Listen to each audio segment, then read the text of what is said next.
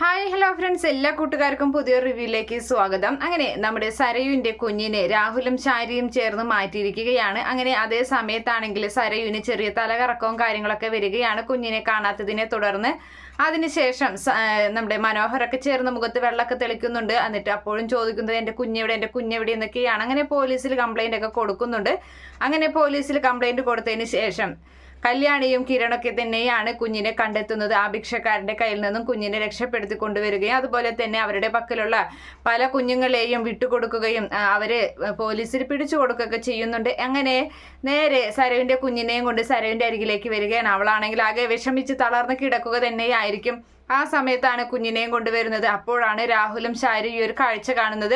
രാഹുലും ശാരിക്കും സഹിക്കാനാകുന്നില്ല. അവർക്ക് ഭയങ്കര ദേഷ്യമാവുകയാണ് കല്യാണിയോടും കിരണിനോടും. കാരണം ഒരു വിധത്തിൽ ഇവിടെ നിന്നും പറഞ്ഞയച്ചതാണ് ആ കുഞ്ഞിനെ. അങ്ങനെ അത് കൊണ്ടുവന്നിട്ട് ഇവരുടെ മുഖഭാവം കാണുമ്പോൾ തന്നെ കല്യാണിക്കും കിരണും കാര്യം മനസ്സിലാവും. കാരണം ഇവരെയാണ് കുഞ്ഞിനെ ഒഴിവാക്കിയത് എന്നുള്ള സത്യം മനസ്സിലാക്കിയിട്ടാണ് അവർ അങ്ങോട്ട് വരുന്നത്. അങ്ങനെ കുഞ്ഞിനെ സരവിൻ്റെ കയ്യിൽ കൊടുക്കുന്നുണ്ട്. കുഞ്ഞിനെ വാരിപ്പുണർന്ന് തുരുതുരാ പറഞ്ഞ് ഉമ്മ വയ്ക്കുകയാണ് ചെയ്യുന്നത്. അങ്ങനെ ആദ്യം സംശയിക്കുന്നുണ്ട് കല്യാണിയെയും കിരണെ. അതിനുശേഷം കുഞ്ഞിനെ രക്ഷപ്പെടുത്തി കൊണ്ടുവന്നതാണെന്ന് മനസ്സിലാക്കി സരയു അവരോട് നന്ദി പറയുകയാണ് ചെയ്യുന്നത്. എന്തായാലും തൻ്റെ കുഞ്ഞിനെ തിരിച്ചു കിട്ടിയ സന്തോഷത്തിൽ അവൾ ആ നേരത്തെ അവരോട് ശരിക്കും നന്ദി തന്നെ പറയും. രണ്ട് കൈകളും കൂപ്പി നന്ദി പറയുന്നുണ്ട്. ചെയ്തതിനൊക്കെ തെറ്റും ഒക്കെ പറയുകയാണ്. അപ്പോൾ ആ സമയത്ത് കല്യാണി പറയാണ്, അതെ, നിനക്ക് കുറച്ചു നേരം കുഞ്ഞിനെ കാണാതായപ്പോൾ നിനക്ക് വിഷമം സങ്കടം അങ്ങനെയൊക്കെ വന്നില്ലേ? അത് ഏതൊരു പെറ്റ വയറിനും അങ്ങനെയൊക്കെ തന്നെയാണ് ഉണ്ടാവാൻ പോകുന്നത്. പെറ്റമ്മ എന്ന് പറഞ്ഞാൽ അങ്ങനെയൊക്കെ തന്നെയാണ്. അതുപോലെ ഒരു സ്ത്രീ ഇവിടേക്ക് പലപ്പോഴുമായി നിന്റെ അരികിലേക്ക് വരുന്നുണ്ട്. നിന്നെ മകളെന്ന് പറഞ്ഞുകൊണ്ട് അവർ പലപ്പോഴും വരുന്നുണ്ട്. ആ സ്ത്രീയെ നീ എപ്പോഴും ആട്ടി ഓടിക്കുകയും അതുപോലെ തന്നെ മുഖത്തടിക്കുകയൊക്കെ ചെയ്യാറില്ലേ? അതൊക്കെ നീ ഒന്ന് ആലോചിച്ച് നോക്കുന്നത് നല്ലതായിരിക്കും.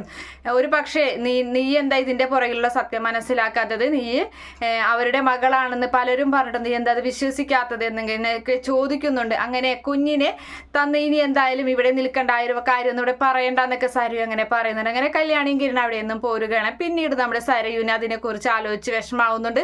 അവർ പറഞ്ഞതിൽ എന്തെങ്കിലും അർത്ഥം ഉണ്ടായിരിക്കും.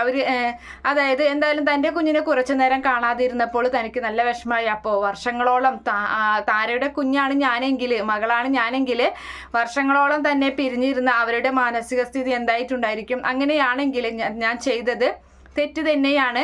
വീട്ടിലേക്ക് വന്നപ്പോൾ ആട്ടി ഓടിച്ചതും തള്ളിയിട്ടതും അങ്ങനെ ഒരുപാട് ക്രൂരതകൾ ഞാൻ ചെയ്തിട്ടുണ്ട്. അതൊക്കെ തെറ്റ് തന്നെയായിരിക്കും അങ്ങനെ ചെയ്തു കഴിഞ്ഞാൽ. അതുകൊണ്ട് തന്നെ അതിൻ്റെ പുറകിൽ എന്തെങ്കിലും സത്യമുണ്ടോ എന്നറിയണം എന്ന് തന്നെ നമ്മുടെ സരയു തീരുമാനിക്കുകയാണ്.